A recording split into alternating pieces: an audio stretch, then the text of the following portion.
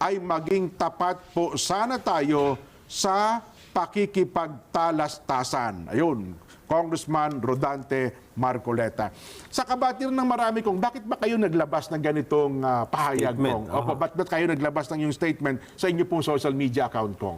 Kasi nga dyan, sa pagre-review ko rin sa mga pinalalabas sa YouTube, maging yung mga kakilala ko, palagi nilang pinaalam sa akin na hindi nakakatulong yung mga caption na ginagawa. Narinig namin ang paliwanag mo, wala namang kanyang masamang tinapay dyan. Ngunit yung pagkakasulat ng mga caption, lalong-lalo na kung hindi naman pinakinggan, nung nilagay nilang mga tao, na kung titingnan mo, ay akala mo binabatikos mo, o kaya ay sinisiraan mo, baka maging daan ng hindi pagkakaunamaan sa panig mo at saka doon sa yung mga iba na may kakilala mo at kahit hindi mo kakilala. Opo. Sana kanya gumawa ka ng parang disclaimer o kaya magpahayag ka. Opo. Para sa ganun, yung gustong gumamit naman doon sa mga kamukha nitong pinapaliwanag natin dito, pwede naman nilang gamitin, ba't naman hindi? Opo. Kaya lang, wag nilang gagamitin para sa ganun ilinya nila doon sa gusto nilang mangyari at gagawa ng isang caption na talagang akala mo nakikipag-away ako o inaaway ko yung ating mga kapwa kongresista halimbawa. Sana po yung iwasan natin. Opo. Ang tawag doon na sa social media ay clickbait. Sa social Clickbait, media. Yan, gagawa ka ng title na kaya tawag bait, natatrap. pinapain yung parang totoo ba ito? Oo. Ang sinasabi nila, malalaki yung mga viewers nila.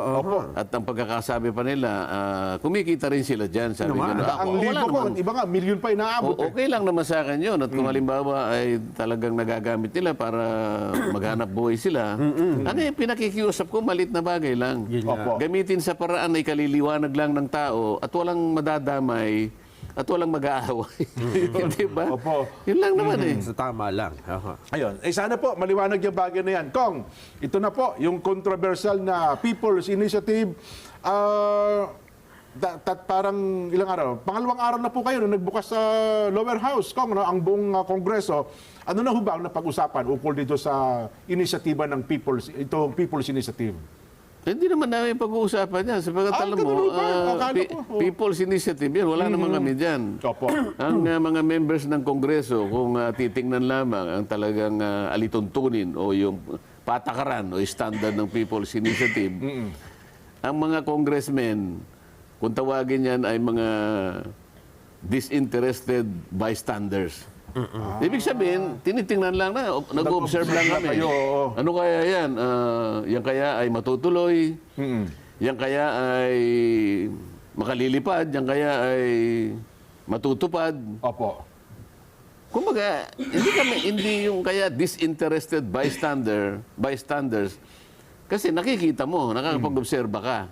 Opo. Ngunit yun ay gawain nila lamang. Kaya, alam mo, kaya gusto ko sanang talakayin, doon sa aspeto na sino ba yung nagsusulong nito? Sino yung leader nila? Sino talaga? Kasi kahapon ko na-interview namin pala ang COMELEC, ang sinasabi, wala pa talagang formal petition ang COMELEC para po dito sa People's Initiative. Wala pa po silang natatanggap. Paano mangyayari yun? Kasi kapag binasa mo yung saligang batas, maliwanag, na mauuna yung petition, kalakip yung mga signatories na 12% ng ating voting population, registered voters.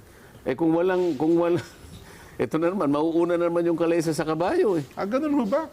Ang ina-expect daw po ng COMELEC, kung ilan yung nakapirma, parang ganun kadami yung petitioners, di ba, Nelson? Kailangan mapuno muna nila yung 12%. Oo nga, pero ang pinatatanggap nila sa COMELEC ay yung mga signature sheets. Yes po. Yung signature sheets, hindi petition yun. Hindi pa po yun. Kaya ako siguro, ewan ko kung anong ginagawa ng COMELEC, ba't tinatanggap yun? Siguro kung ako yung COMELEC, ayoko naman pangunahan yung COMELEC, mga kaibigan naman natin yan. Opo. Bakit po niyo binibigay sa amin yan? Kami po ba magtatago niya mga signatures? Hindi ba inyo yan? Tsaka na po ninyo ibigay rito kapag meron na po kayong petisyon. Pagkumpleto na. Bakit na pinatatanggap sa COMELEC ngayon? Diba? Ang process daw po kung ay per local COMELEC offices. Cities, municipalities, etc. Example, sa ating district, naka 3% na, tsaka nila sinasubmit sa local COMELEC. para pag naipon na yung 12% sa buong bansa, tsaka naman sila magpapile ng, parang i-assess ng COMELEC kung na-attain na yung 12% ko bago nila tanggapin bago nila i-verify. So wala pang verification na nangyayari. Okay, bakit mo nga ilalagak sa opisina ng local COMELEC? Hindi naman petisyon nga yun eh. Oho. Ang katotohanan yan, may hawak akong isang... ayan, oh. Yung ho ba yung pinapipirmahan ko? Ito yung signature sheet, ano? Opo. Isang papel lang, ang size nito siguro A4 ito eh. Di ba? Opo, tama. A4 ito, sabi niya, we are aware that the petition shall be filed with the Commission on Elections. Petition. Kami po ay batid po namin ang petition ay kailangang i-file Opo. sa Commission on Elections. Okay. O ba't walang nakapile? Oo. Ha? For the proposal to amend Article 17, Section 1, Paragraph 1 of the 1987 Constitution. Ibig sabihin, maski basahin mo yung nasa Section 3 yata na yun, o Section 1 ng ating Article 17, upon a petition Opo. Upon a petition, opo. of not less than 12% of the registered voters, of which 3% per district is represented. Okay. Ngayon, ang medyo may pagkaalanganin, bakit mo binibigay kaagad sa COMELEC, mapalokal man yan, mapanasyonal, Wala ba't di nyo muna ipunin? Ayun nga. Pag nakakuha kayo ng, let's say, 12%, ano ba yung 12%? 7.8 million siguro yung 12% Kasi ng... 60 million na ata tayo ng voters, ba? Itong huli? Nasa 65... 65 million, oh. 65 million. Sapagkat sa... 65 na yata. Opo, oo. More or less. Opo. 12% yan, Jen, is about 7.8 million. Okay. Ngayon, kapag titingnan mo itong isang sheet na to, Opo. 10 tao ang pwedeng pumirma. Kasi yung espasyo, 10 ang pipirma na sa isang... May 10 box po siya. Oo, sa isang pahina. Ngayon, kapag ka dinivide mo yung 7.8 million, Jen, sa 10, 780,000 sheets. Tako, Katumbas ng, hindi, ano lang, itong pira-piraso, papel, opo, yung isang papel, piraso. opo. 780,000 na piraso. Kung kunti lang naman ito, kung sa standard na ano, i-divide mo sa 500 to, kasi ang isang rim, 500 seats. 500, opo. 1,500 rims. Ganun kadami, opo. Siguro, mapupuno itong, di ba? Kung Itong studio 1,500 natin, opo. rims, ano? At sa kung halimbawa, sa halagang 300 pesos per rim, may halaga din ito. Ay, opo. Kulang-kulang sa kalahating milyon. Itatanong ko sana, kasi dito sa signature sheet na to, ang kanilang ino-authorize na mag-file ng petition dyan ay isang taong nagngangalang Attorney Anthony A. Abad. Anthony Abad. Oo. Siyempre, gusto kong tanongin, Attorney Anthony, meron ka bang resibong may papakita na nakabili ka na Ganun karami. ganito karaming papel na pinapipirma mo sa buong Pilipinas? Oo. Kailangan nating makilala si Attorney Abad eh. Para lang ma-distinguish natin. Totohanan ba itong ginagawa mo?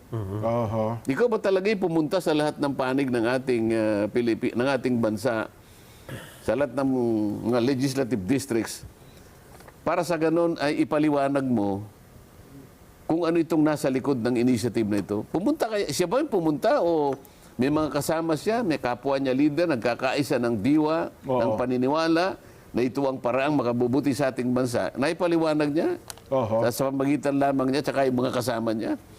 Nako. Unang-una, dito pa lang, halos kalahating milyon na, papel pa lang. Opo. Paano yung pamasahe mo para pupunta ka sa mga lugar-lugar? Sa ibang lugar. Hindi naman pwedeng hindi ka magtagal sa mga lugar. Hindi po pwedeng isang araw ka lang doon. Paano mo ipaliliwanag yun? Yung gastos ng mga kasama mo. Siyempre, kukuha ko kayo ng hotel, yung pagkain ninyo, yung panggasolina ninyo, ng sasakyan ninyo. Pwede ba niyang ipaliwanag na siya lahat ang gagasta at o gumasta para sa ganon ay ituloy, inumpisahan, ituloy hanggang tapusin ang People's Initiative? Kagaano karami siguro ang taong kasama niya, Kong? Kaya nga, yung gusto kong maitanong sa kanya, alam mo, yung logistics lang nito, yung manpower complement nito, para sa ganun, isakatuparan mo ang isang aktibidad na nationwide. Kaya gusto kong makilala si Attorney Anthony Abad. Dapat siguro Hanapin natin. hanapin natin, imbitahan natin para sa ganun maitanong natin. Kasi dito, Oo nga. dito mo lang madidetermine na talagang seryoso siya dito. Baka naman pinamahala mo sa ibang tao ito. Baka ginamit lang ang pangalan mo. Hindi naman mabuti yung ganun. So, ibig sabihin po, Kong, yan ay pare-parehas ba? Ibig sabihin uniformado buong Pilipinas na papel na yan? Oo, isa lang. Nakakuha nga ako ng isang rim nito eh. Kumuha nga lang ako ng Ganun isa. po ba? Oo, nakakuha ako ng isang rim. Binigyan ako. Hindi nagkulang na po na isang rim ngayon Hindi, yun. bigyan mo lang ako ng isa ka ako. Hindi po, marami pa po eh. Ganun po. Oh, ito pa yung sinasabi niya rito, ha? We know that our signature, ito pa pala, we fully understand. Ayan. Tagalogin mo nga. Naiintindihan po namin lahat. Mabuti. Yan. We fully understand. Yan. Opo. Nauunawaan. Buong-buo po naming Yan. nauunawaan. Buong-buo nating naiintindihan at naunawaan. The proposition, its rationale, its advantages, as well as the consequences and effects. Buo po naming nababatid o nauunawaan ang proposition na ito, ang kanyang layunin, ang kanyang kabutihan, at ang kanyang consequences. Konsekwensya. Ang epekto nito. Opo. Alam Ano ba man ang yan? maging epekto? Alam ba nung mga kababayan natin yung kung ano magiging consequence nitong nakalinya na proposition na i-amend yung Section 1 ng Article 17 ng ating saligang batas? Ito rin ang gusto kong itanong.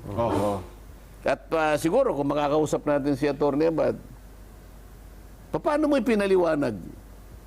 Hindi ba nagagam-agam ang mga tao kung paano magiging... Paano ipinaliwanag yung consequence?